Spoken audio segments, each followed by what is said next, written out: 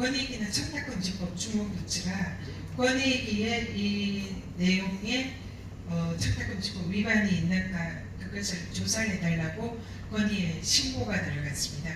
그래서 권익위에 이 사건을 조사하는 실무 책임자가 이제 고인인 거죠. 국대방지 국장입니다. 그래서 여기에 대해서 권익위의 통상의 기준으로는 이 경우는 제가 아는 권익위라면 무조건 이거는 청탁금지법 위반입니다. 왜냐하면 권익위의 청탁금지법 규정은 지금 언론들이 얘기하는 대로 대통령의 배우자는 처벌 규정이 없는 것은 맞습니다. 이 법은 공직자를 대상으로 하는 법입니다. 공직자를 대상으로 하기 때문에 항상 이 법의 위반 여부가 올 때는 공직자의 청탁금지법 위반 여부를 따지는데요. 다만 권익위의 청탁금지법에 보면 배우자 그리고 친족, 가족들이 이런 청탁금지법에 금지된 물품을 받을 때는 공직자가 어떻게 해야 한다. 이렇게 법에 규정이 되어 있습니다. 그래서 이 사안은 공직자를 떼놓고 생각할 수 없는 사안이지만 공직자의 가족, 배우자의 경우에는 고기를 처벌하라는 게 아니라 공직자를 처벌하라는 것이 이 법의 정신입니다. 그렇기 때문에 당연히 이 대통령 배우자의 백수수가 신고가 들어오면은 조사는 대통령, 공직자를 해야 되는 거죠. 근데 이 권익위에서는 그것을 눈을 딱 감고 공직자의 배우자, 법의 규율 대상이 없는 김건희 여사의 청탁금지법 위반만을 본 것입니다. 그러면 그거는 처벌 규정이 없으니까 그걸 면죄부를 준 거는 그거는 법의 규정이 없다. 이번에 법사위에서 법무부 장관이 제가 이거에 대해서 문제가 있다. 검찰의 무혐의 결정이 문제가 있는 거 아니냐 이랬더니 법무부 장관이 처벌 규정이 없다. 법 규정이 없다. 권익위원장 출신의 의원님이 법 만드시라. 이런 식으로 답변을 하더라고요. 근데 법 규정이 없는 게 아닙니다. 제가 본질이 뭐라고 했습니까? 공직자인 대통령의 범죄라고 했잖아요. 그게 청탁금지법 정신입니다. 공직자는 자신뿐만 아니라 자신의 가족까지 이런 불법적인 뇌물 금품을 수수하지 못하게 관리 감독할 의무를 공직자에게 준 거예요. 그렇기 때문에 이 사안이 신고가 들어오면 당연히 공직자인 대통령이 그 의무를 다했냐를 살펴봐야 되는데 마치 일반인인 것처럼 그냥 일반인이 대통령 영부인은 법 규정이 없으니까 무혐의다. 이건 옳지 않은 거죠. 그래서 이 문제에 대해서 권익위의 판단은 틀렸다. 그래서 억지로 이 면죄부를 주려고 권익위의 통상의 그런 기준과 다른 판단을 했다. 그래서 그 과정에서 실무 책임자인 국장은 너무나 괴로워했다. 이렇게 보고 있습니다. 그리고 또 이 권익위에서 당시에 무혐의 결정을 하면서 명품백을 준 최재형 목사는 외국인이기 때문에 이 경우에는 청탁금지법 위반이 아니다. 이런 말을 했는데 그것도 틀렸습니다.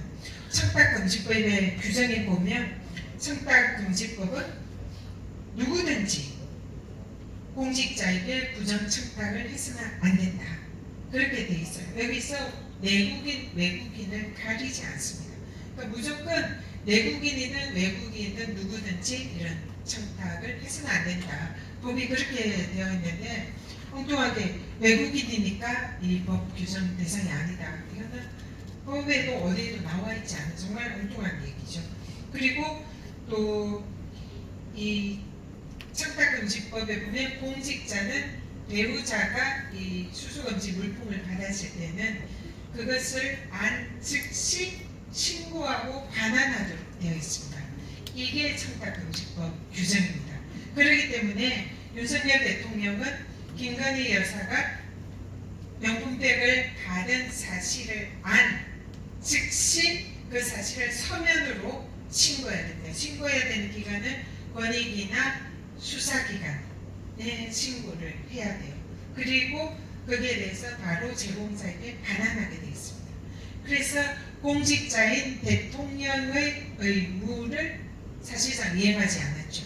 그걸 이행하지 않을 때는 공직자가 부인이 우리 이강일 의원님이 오늘 아까 사모님 오셨는데 사모님께서 금지 물품을 받았을 때 그 사실을 이제 모를 수도 있죠. 얘기를 안 하면. 근데 만약에 그걸 받았다는 사실을 알게 되면 그러면 이걸 즉시 신고하고 반환해야 되는 거예요.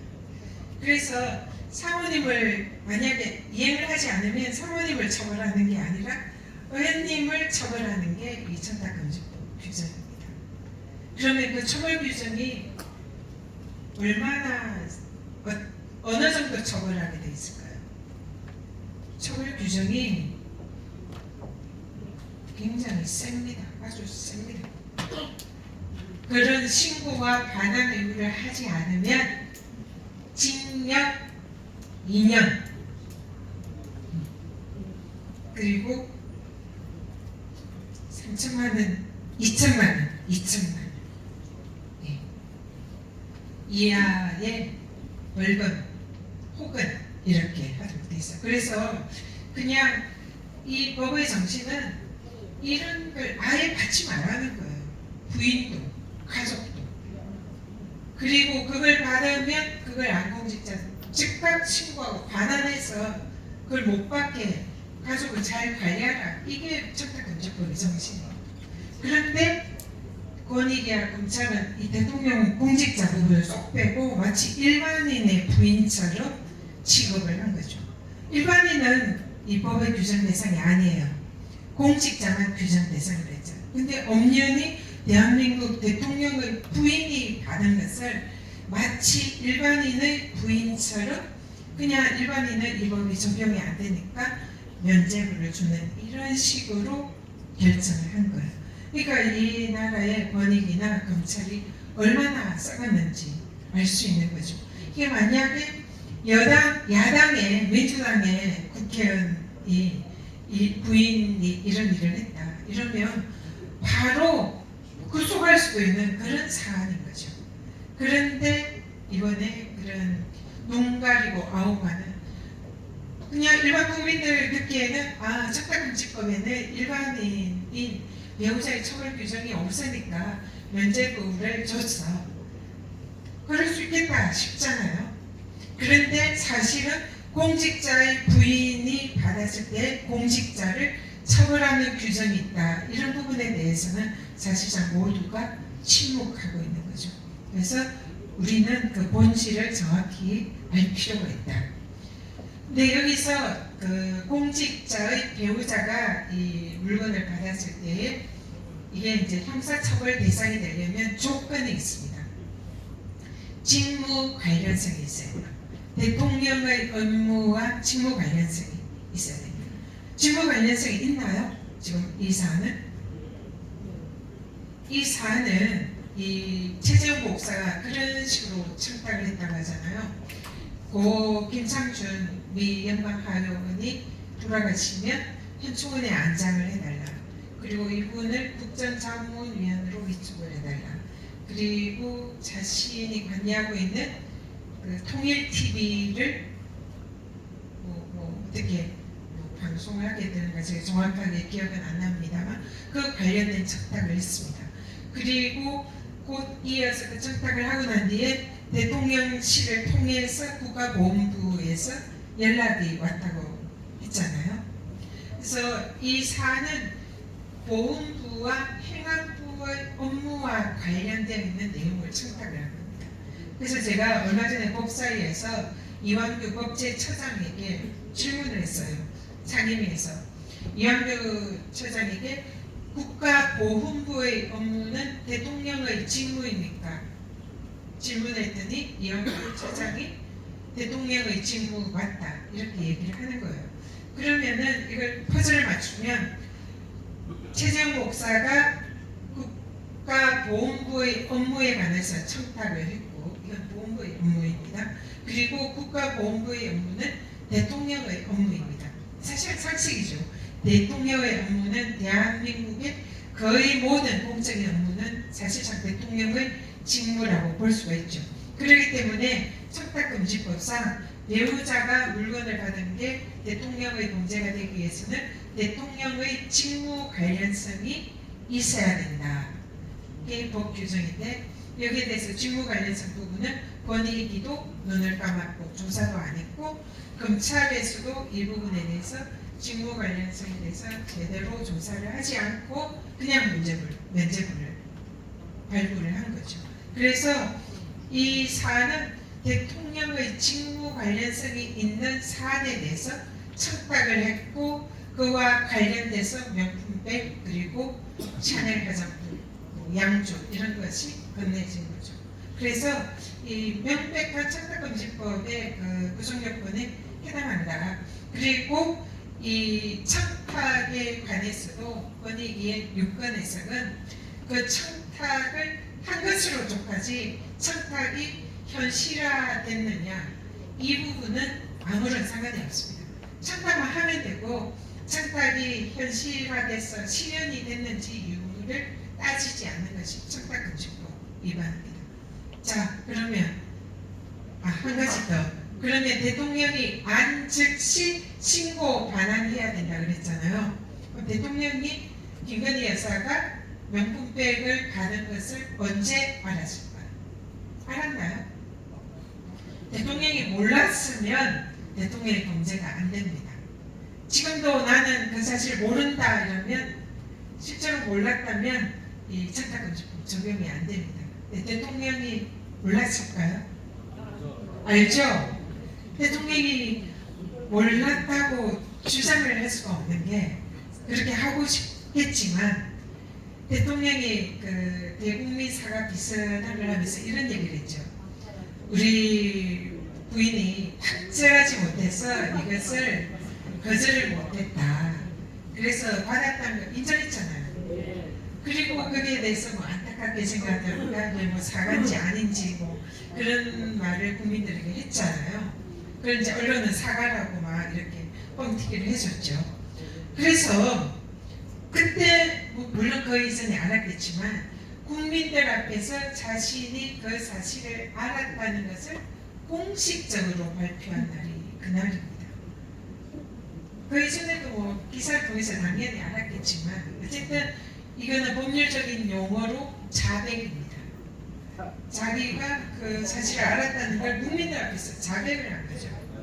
그러면 이거는 대통령이 사실 제가 그래서 이거 여러 차례 언론이나 공개적으로 발언했는데 그때 대통령의 발언을 이래서 했습니다. 내가 우리 부인이 청탁금지법상 금지된 물품을 받은 사실은 내가 알았지만 내가 우리 부인에게 확실하지 못해서 차마 내가 이걸 신고하고 반환하지 못했다.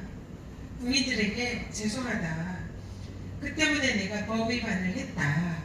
거기에 대해서 내가 책임을 지겠다. 이게 대통령의 책임 있는 발언이죠. 그 발언이 저는 정확하다. 그렇게 발언을 했어야 된다. 주장하는데 어떻게 생각하세요? 이게 이 사건의 본질입니다. 그런데 이걸 덮기 위해서 우리 법기술자들이 온갖 법기술을 동원한 거예요. 외국인에게는 적용이 안 된다. 외국인에게 받은 것은 국가기록물이다. 국가기록물은 그거는 공무로 그 외교적인 그런 업무로 인해서 정말로 국가적으로 보존할 가치가 있는 물건이 한해서 적용이 되는 게 국가기록물법이에요.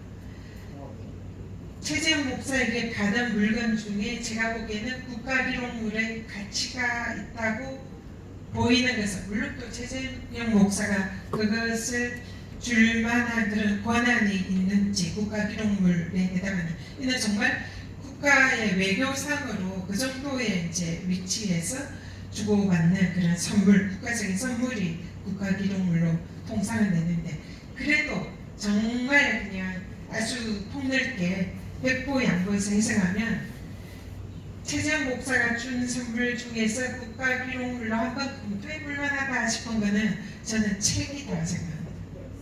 그 책이 김영삼 대통령의 사인이 있었다고 그랬잖아요. 그 전직 고인이 되신 전직 대통령의 사인이 들어있는 그 책이다. 그 정도면 국가기록물로 한번 고민을 해볼까? 물론 요건은 그것도 사실은 좀 맞지 않습니다만, 그런데 그거 어떻게 했어요? 쓰레기장 버렸잖아요. 그러면 권익위 그때 부위원장이 그 국가기록물이다 뭐 이런 얘기를 했는데, 그러면 그 말을 만약 백보 양보해서 그대로 받아들이면 국가기록물법 위반이죠. 국가기록물을 마음대로 폐기 처분한 거니까 국가기록물 폐기 처분 관련된 형사처벌 규정도 있습니다. 사실 그 법 위반이 될 수도 있는 거죠. 그래서 얼토당토 않다. 제가 그런 얘기를 하죠. 그걸 대통령실에서 뭐 사용하지 않고 대통령실 창고에 보관한다, 뭐 이런 얘기가 있었죠. 그래서 제가 이제 계속 언론에 그 얘기를 했습니다. 그러면 착각금지법 위반에 사용된 범죄에 공여된 물품이라 이거는 범죄 행위와 관련된 물품이니까 형법상 작물에 해당한다. 대통령실 창고에 이걸 보관을 한다면 작물 보관죄가 될 수도 있다. 그것도 한번 검토해봤다. 이 얘기를 제가 계속 했더니 그 다음에 대통령실 창고 얘기가 잘 안 나오더라고요. 그런 부분도 있다. 그리고 또 하나, 대통령 부인은 이제 김건희 여사가 그러면은 그 자체로 처벌할 수 있는 규정이 있을까? 이것도 궁금하잖아요. 착각금지법은 아까도 말씀드렸지만 민간인에게는 적용이 안 됩니다. 그렇지만 어떻게 보면 이 사건의 가장 국민들에게 비난 가능성이 높은 행위를 한 것은 어떻게 보면 김건희 여사잖아요. 대통령은 부인에게 박제하지 못해서 어쩔 수 없이 신고 반환을 하지 못한 이런 측면이 있는 거고, 물론 그 경우에도 법상 위반이기 때문에 책임을 져야 된다. 저는 그렇게 생각하고요. 그러면 김건희 여사는 아무 죄가 성립하지 않느냐. 이제 이게 우리가 또 고민하는 또 하나의 지점입니다. 그럴 때 우리가 윤석열 대통령이 특검 검사로서 국정농단 수사를 했잖아요. 그때 들이댔던 그 잣대를 이 김건희 여사의 명품백 수수에 들이대면 우리는 또 다른 또 참고가 될 만한 이런 법리가 나온다. 그때 박근혜 대통령이 최순실 그 국정농단 사건의 공범에 사실상의 최순실이 받은 그런 금품에 대해서 박근혜 대통령에게 경제 공동체라는 그런 이론을 내면서 이거는 제3자 뇌물죄에 해당한다. 그렇게 수사를 한 사람 누굽니까? 윤석열. 그 최순실은 박근혜 대통령의 아주 가까운 지인이었죠. 그런데 김건희 여사는 누굽니까? 대통령의 가족이잖아요. 이거는 제3자까지 가지 않아도 이거는 누가 봐도 김건희 여사에게 준 것은 대통령에게 준 것이라고 이론 구성할 여지가 많은 거죠. 전 단정적으로 표현하지 않겠습니다.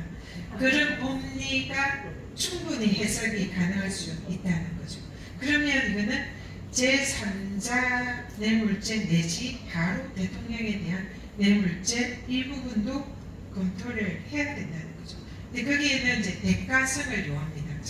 착각금지법은 대가성이 필요 없어요. 그냥 금품 자체 수수를 못하는 거고, 뇌물죄가 되려면 그걸 주는 대신 대가를 요하냐. 그 부분에 관해서는 이제 법리적인 검토와 수사가 필요한 부분이죠. 근데 그 부분도 충분히 검찰에서는 수사를 할 수도 있는 사안이나 이 부분도 제대로 된 수사가 없었다.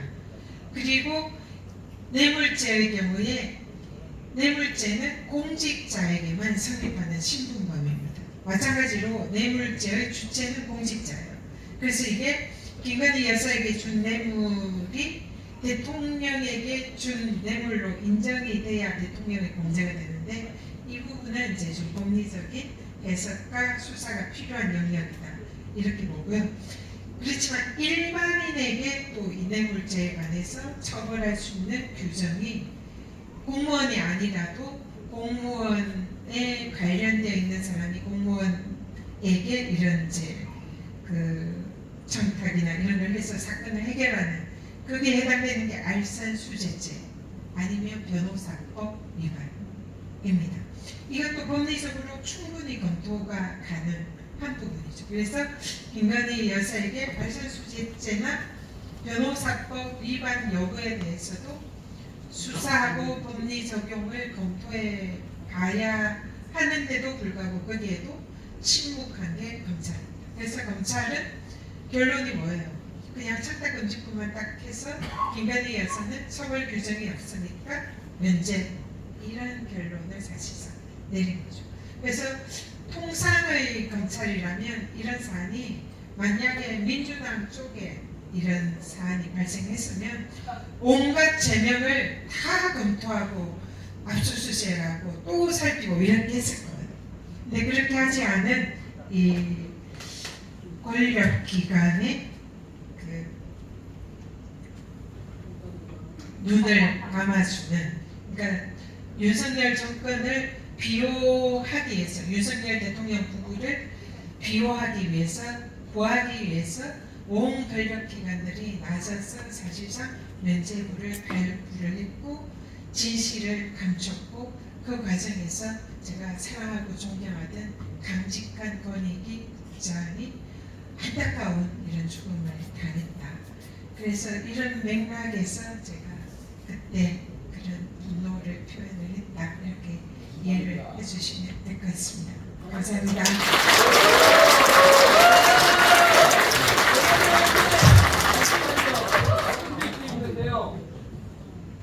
몇 가지 제가 싸운 게 있는데 전혀 의원님한테 그냥 따로 제가 듣겠습니다. 네, 지금 시간이 없는 것 같아가지고. 네, 감사합니다. 네, 지금까지 뇌물백 수사 사건의 본질에 대한 특강이었습니다. 다시 한번 큰 박수 부탁드리겠습니다.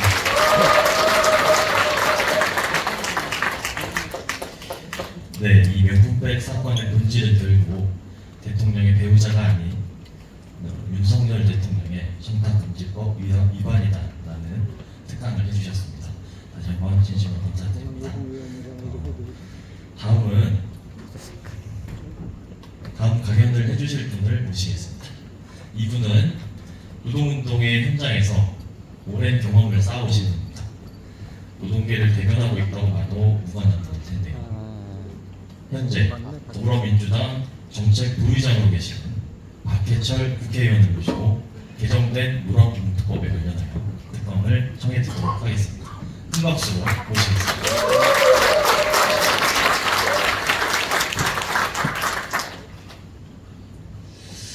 전현희 최고님 다음에 하려니까 분위기부터 시작해서 순서를 제가 잘못 잡은 것 같긴 합니다만 최선을 다해 보겠습니다. 먼저 오늘 이 청주 상당에 우리 노동위원회 발대식을 진심으로 축하드립니다. 우리 이한기 노동위원장님 오늘 행사 전반을 제가 평가를 좀 해보면은 거의 중앙당 전국노동위원회 발대식과 비슷한 그런 수준인 것 같아요.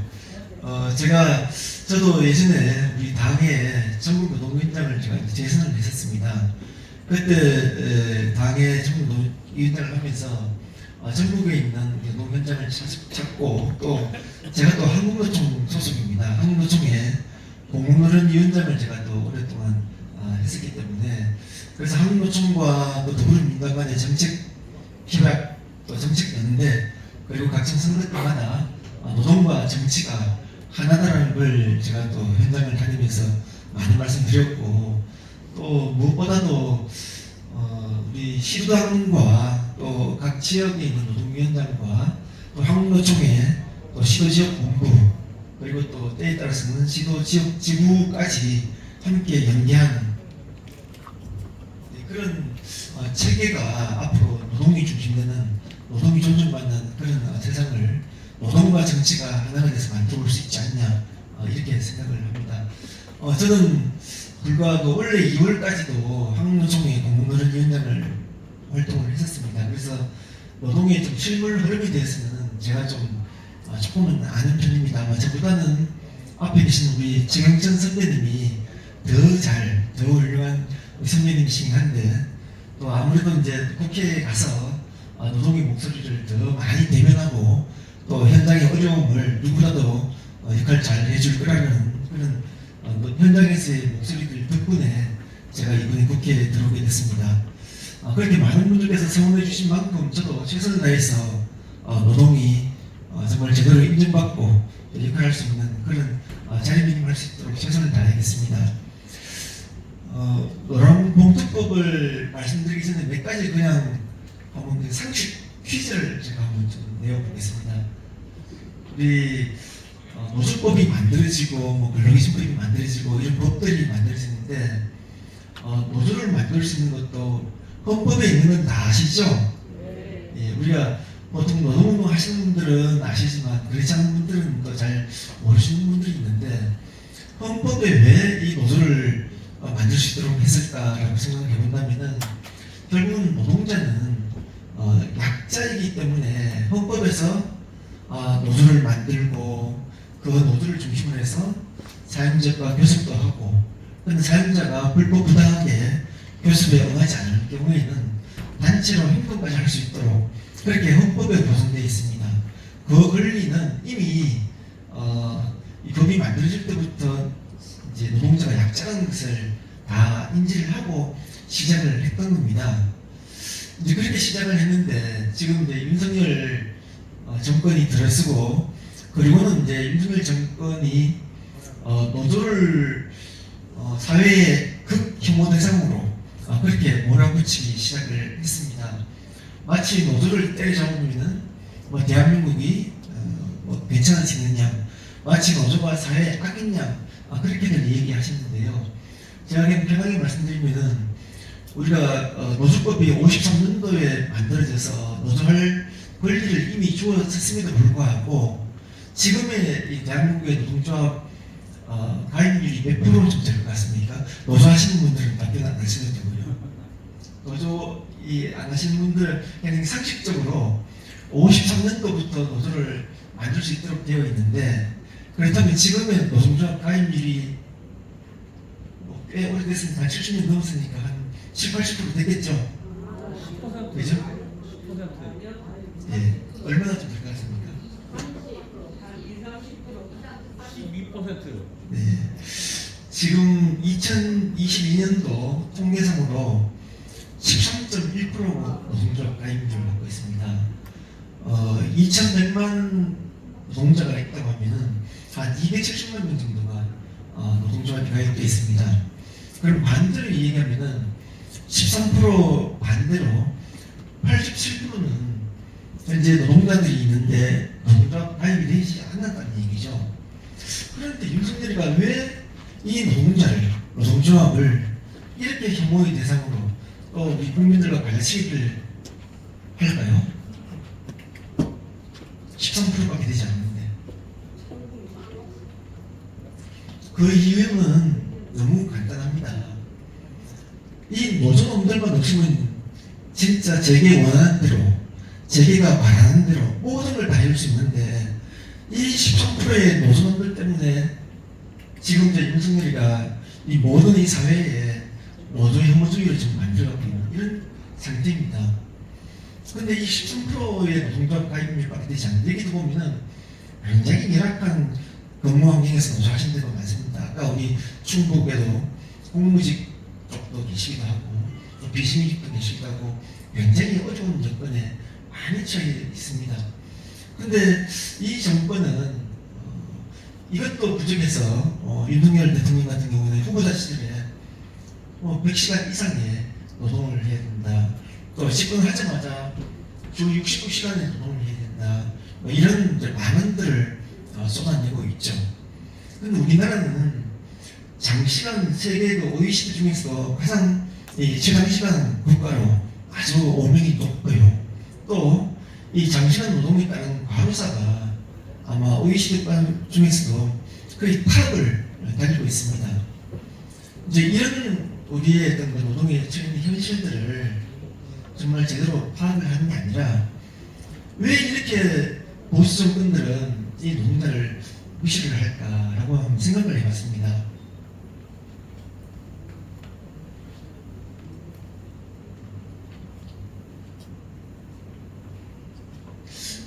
노동자를 왜 이렇게 무시를 하고 함부로 하고 때로는 윤석열 정권에서 늘 하는 말이 노사 법치주의라고 얘기를 합니다. 그런데 이제 제가 생각할 때는 이렇습니다. 저도 어릴 때 좀 춥고 배고팠던 시절이 있고 아마 이게 저보다 더 이제 연배가 되신 분들도 다 아마 어릴 때 다 힘들었던 그런 시절이 있었을 겁니다.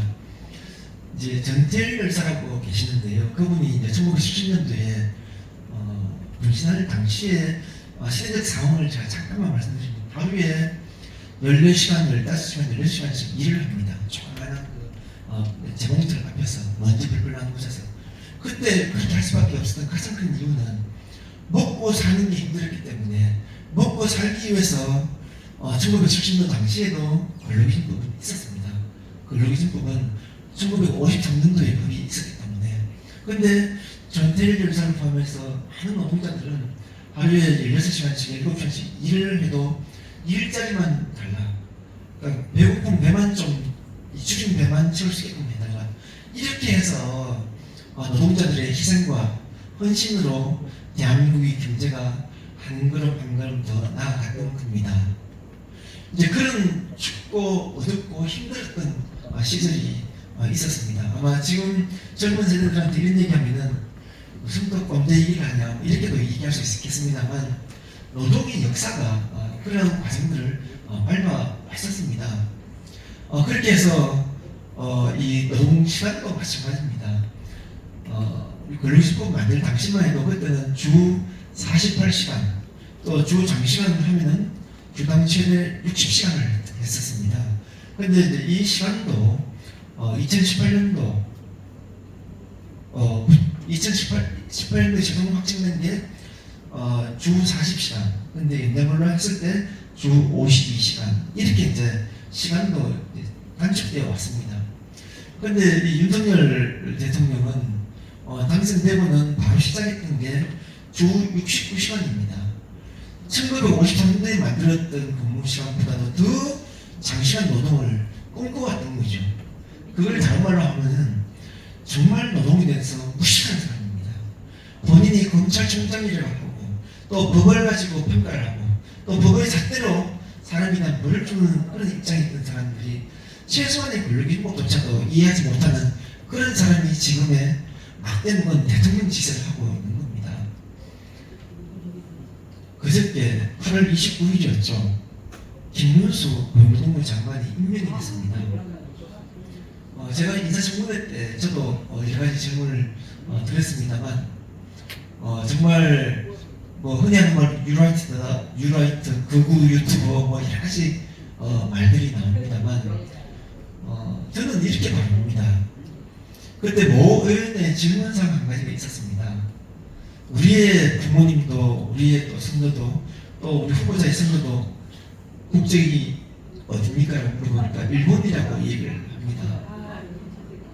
그분은 한때는 좋은 명대학을 나오셨고 또 국자 쪽에서 또 노동자도 했다고 합니다. 그분이 노동자업 할 때가 1980년도입니다. 1980년도 그때 당시에 1인당 우리 GDP가 1660불입니다. 지금은 34,000불입니다. 그리고 1980년대와 지금은 44년이 지났습니다. 강산이 4번이나 더 바뀌었죠. 그런데 윤석열 대통령이 임명할 때 노동운동에 대한 아주 전문가라고 얘기하고 누구보다도 역할을 잘 할 거라고 합니다. 그런데 강산이 4번 이상 바뀌었던 44년 전의 인물을 가지고 그때는 기반제법도 파견제법도 없었던 최저임금법도 없었던 그런 시절에 노동운동을 했었던 겁니다. 그런데 그 이후로 경기도지사 하면서 어떻게 했습니까? 쌍용자동차 파업 사태에 그때 참 입에 담기조차도 힘들 정도의 그런 다른 노조를 마치 자살 특공대라고도 얘기하고, 또 우리 세월호 유족들에 대해서 죽음의 구편을 열린다는 얘기를 하기도 하고, 또 제가 직접 질문했던 분입니다. 그분이 유튜버 극우 인사로 활동할 때 거리에서 또는 이 SNS나 기타 공식적인 토론에서 그때 탄핵 심판 헌법재판이 결정됐던 헌법재판관을 탄핵해야 한다고 얘기하고, 또 탄핵 결정했던 내용조차도 부정했던 사람입니다. 제가 이제 질문을 해보니까 지금도 여전히 탄핵 결정한 부분에 대해서는 자기는 동의하지 않는다고 합니다. 세상에 이 국무위원으로 갈 사람이 헌법재판소에서 결정했던 이 탄핵 결정도 동의하지 않는 그런 국무위원 자격이 있습니까? 대한민국 헌법에서 3.1 운동에 그 정신을 계승해서 만든 우리 대한민국을 우리나라 국적이 없다고 얘기하는 그런 김문수를 지명한 윤석열 동의가 되십니까? 정말 근데 그런 부분들이 안타깝지만 많은 언론에서는 다루어지지 않고 있습니다. 왜 그럴까요? 저도 뭐 우스갯소리로 얘기를 해보니까 이런 말들을 합니다. 결국은 캐비넷의 효과이지 않겠느냐, 뭐 이런 얘기를 합니다. 각 언론사들이 말은 하고 싶으나 말할 수 없는 뭐 그런 상황이 아닌가 봅니다. 이제 노란봉투법 좀 넘어가겠습니다. 노란봉투법은 현행 노조법 2조 3조에 나옵니다. 아마 법 세부적인 사항을 제가 말씀드리는 건 아니고 예를 들어서 제가 설명을 좀 드리도록 하겠습니다. 2014년도에 쌍용자동차가 파업을 했습니다. 그런데 쌍용자동차가 파업을 했던 가장 큰 목적은 노동조합은 월급 1% 2% 올리는 것도 참 중요하죠. 또 우리 일하시는 노동자들의 근로조건을 개선시키기 위한 활동과 또 그런 역할도 중요하죠. 그런데 그보다 제일 더 중요한 것은 바로 고용 안정입니다. 노동조합 제1의 목표는 고용 안정인데요. 그런데 이 고용을 박탈시키는 순간 급여 1% 2%가 무슨 의미가 있겠습니까? 그래서 쌍용자동차가 그때 대규모로 파업을 했던 가장 큰 이유는 직장을 지키기 위한 파업을 했던 겁니다. 그런데 그렇게 직장을 지키기 위한 파업을 했는데 회사에서는 이 노조법 3조에 이런 조항이 나옵니다. 그 파업을 벌였던 그 사람들 상대에서 손해배상을 소송을 하게 됩니다. 그런데 이 파업도 헌법 33조에는 파업을 할 수 있도록 헌법에서 보장을 하고 있습니다. 보장된 헌법조차도 이 노조법에서는 파업을 하려면 한 6가지의 절차적 정당성을 확보할 때만이 그 파업의 정당 파업으로 인정을 받습니다. 그래서 우리가 흔히 TV에 파업을 한다 이렇게 하면은 그냥 쉽게 하는 것처럼 보이지만 결코 쉽지가 않습니다. 너무 어렵습니다. 그런데 노동자들은 어렵지만 그 어려움을 무릅쓰고 우리 조합원들과 교류를 모아서 절차적 정당성과 합리적 이유와 그래서 이게 또 정의조정 절차와 또 법적인 모든 담보를 해서 그렇게 해서 정말 파업을 합니다. 그런데 그때 당시에 파업했던 사람들께 자그만치 47억이라는 이 손해배상을 파업했던 사람들한테 부과를 하게 됩니다. 그래서 이제 우리가 일하고 있는 노동자들이 47억을 갚을 수 있는 능력이 안 되죠. 그런데 그때 당시에 어느 한 분이 이제 시작을 했죠. 그때 당시 옛날에 우리 월급 김장이 노란 봉투에 나왔던 적이 있었던 겁니다.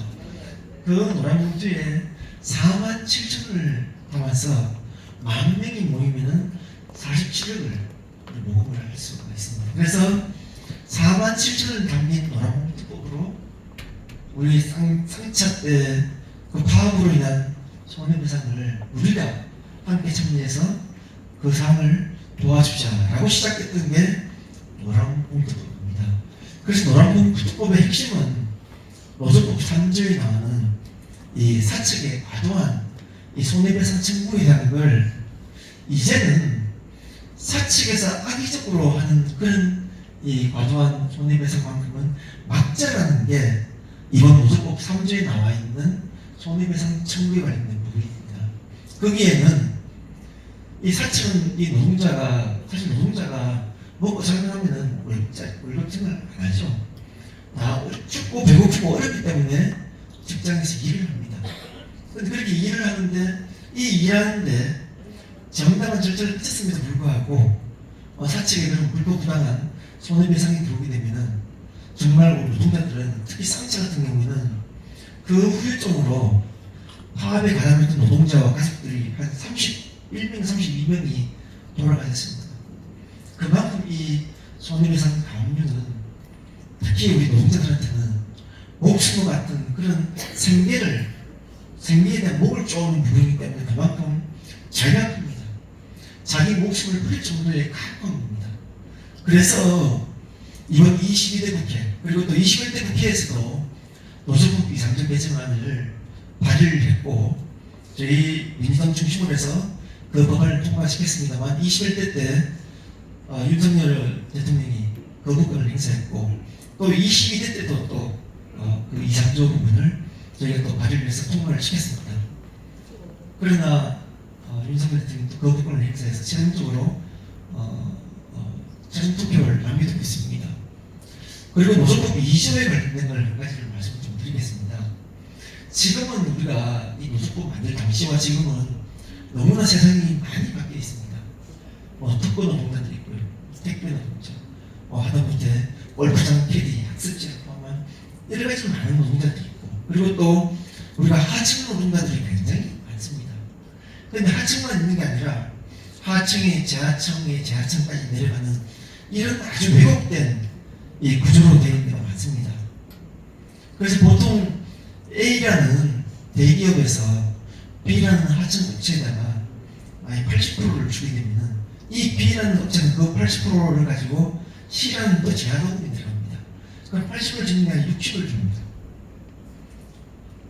60까지는 가면 좋긴 하겠지만 60보다 더 아래로 또 내려가는 경우가 있습니다. 그러다 보니까 제일 마지막에 진짜 일만 추구라고 하고 있는 사람들은 50, 40 가지고 자기 월급을 결정해야 됩니다. 근데 정작 일도 하지도 않고 있는 이 중앙계층들은 그냥 제가 노동현장 말로 합니다. 그냥 빨대 꺾고 쭉쭉 빨래만 했습니다. 근데 현장에 있는 정말 피땀 흘려갖고 일하고 있는 우리 현장 노동자들은 그 사측과 협상을 해도 사측에 줄 수 있는 게 없습니다. 받아오는 게 40, 50밖에 받아오지 않는데, 그래서 노조법 2조에서는 여기서 말하는 사용자라는 것은 이 세 번째, 네 번째 내려간 그 사측이 사용자가 아니라 근본적으로 이 전체에 대해서 책임이 있는 A라는 업체와 교섭을 할 수 있도록 하는 그런 권한을 줬습니다. 또 그 권한 또한 대법원에서 사용자의 실질적인 그런 권한이 있다고 이미 대법원 판결이 계속 나오고 있는 사항을 노조법 2조에다가 그걸 반영한 부분입니다. 마치 이게 이렇게 얘기를 하니까 지금 국민의힘에서는 또 이 윤석열 정권이 이렇게 합니다. 불법 파업 주장법이다. 이렇게 얘기를 합니다. 또 어떤 경우는 드디어 이제 대한민국이 망하는 지름길이다. 안쪽아 들었다. 이런 말들을 합니다. 제가 아까 말씀드리지 않습니까? 대한민국의 노동자 조직률이 13%밖에 되지 않습니다. 그나마 그런 목소리 내는 것도 절약한 되지만 그런 분들도 노조가 있기 때문에 그런 절약한 목소리를 내는 겁니다. 그런데 그 맛도 없는 우리 87%의 정말 힘없는 그런 대다수의 바닥에서 공무기 일만 사람들은 그런 목소리도 낼 수가 없는 게 지금 대한민국의 현실입니다. 그래서 저는 여기 계신 우리 정수 상당 우리 지역위원회에 많은 분들 함께 계신데 정말 진짜 이렇게 우리가 활동하고 있는 이 노동자가 우리 국민의힘이나 윤석열 정권이 바라봤을 때 진짜 우리가 그렇게 과도한 요구를 한 집단이냐, 아니면은 정말 이 대한민국을 망가뜨리려는 그런 집단이냐, 또 아니면은 정말 최소한 우리가 이렇게 목소리라도 내줘야만 우리를 기대고 있는 2천만 중에서 270만이 빠져있는 나머지 1,700만 명이 그나마 노조에 기대고 있고 노조에서 이런 목소리를 내주는 것만이 그다음에 그분들께도 정말은 혜택이 돌아가지 않을까라고 보고 있거든요. 지금 우리 얼마 전에 아시겠습니다만 최저임금이 내년도 1,030원 정도 됐습니다. 1,030원. 원래 9,860원에서 170원이 올랐습니다. 역대 가장 낮은 인상률이라고 합니다. 자, 그러면 제가 한번 여쭤보겠습니다. 1,030원 받으면요, 1시간 일해서 끊어가지고 점심 한 그릇 먹으려면 보통 요즘 점심 한 그릇 얼마 하죠? 10,000원 정도 하죠. 그건 여의도는 10,000원짜리도 집에 없어요. 그만큼 지금 이게 실질적인 이 물가 상승률을 고려한다고 하면은 이 최저임금은 물가 상승을 따라가지 못합니다. 그런데 최소한의 이 최저임금법에 나와 있는 문구 그대로 워딩을 말씀드리자면은 진짜 대한민국의 최저임금을 받고 있는 이 분들께는 최소한의 기본권이 보장되는, 이걸 뭐 저축하고 뭐 이런 개념이 아니라 최소한 대한민국 국민으로서 최소한 먹고 살 수 있는 최소한의 제일 밑바닥입니다. 밑바닥.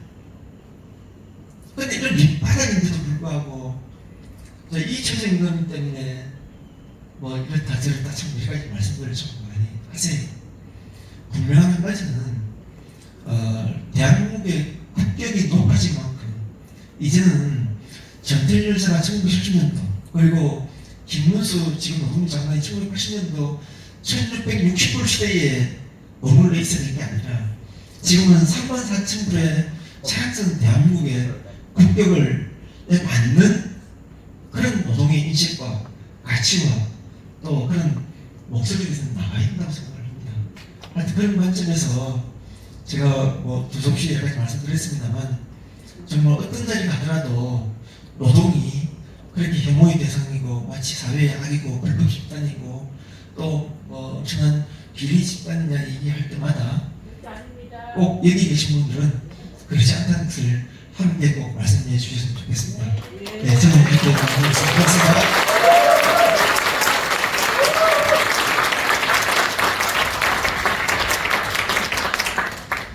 네, 지금까지 노란 공투법을 비롯해 노조의 역사, 노조의 필요성, 또 장금의 노조에 대한 정부의 혜택까지 관련해서 특강을 해주셨습니다.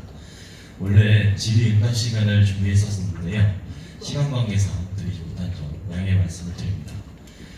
오늘 의미 있는 강연을 해주신 전현희 최고위원님과 박해철 위원님께 다시 한번 큰 박수 부탁드립니다. 네, 감사합니다. 이것으로 강연을 모두 마치고 잠시 기념 촬영이 있겠습니다. 기념사진 촬영은 특별히 모두 앉아 계시면 정면에서 현수막과 함께 전체 사진을 촬영하도록 하겠습니다.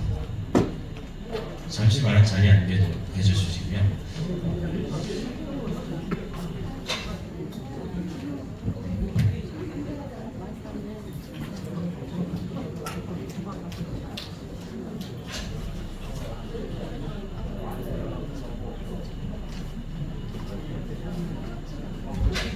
예, 지금 바로 사진 촬영을 할 텐데요. 조금씩 잠깐 뒤쪽에 계신 분들은 조금 앞으로 당겨주시면 앞쪽에서 전체 사진을 좀 촬영하도록 할게요. 조금만 앞으로 자리를 이동해 주시면 감사하겠습니다.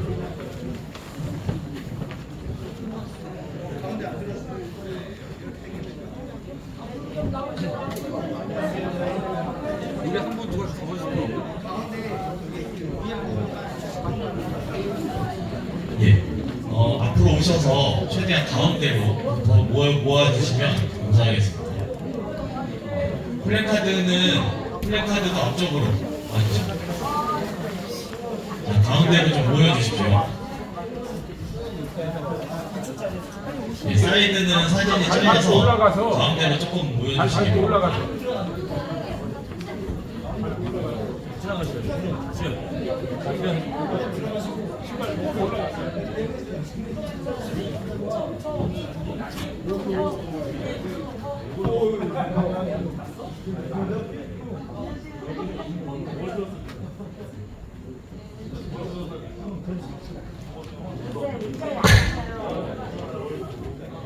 발 밟고 올라가서.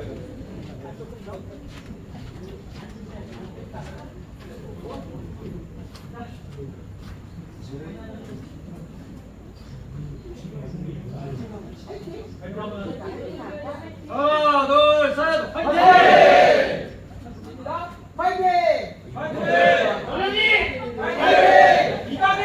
화이팅! 이광희! 화이팅! 화이팅! 이강희! 화이팅! 앞에 차량도 해주세요. 화이팅! 화이팅! 이강희! 화이팅! 민주당! 화이팅!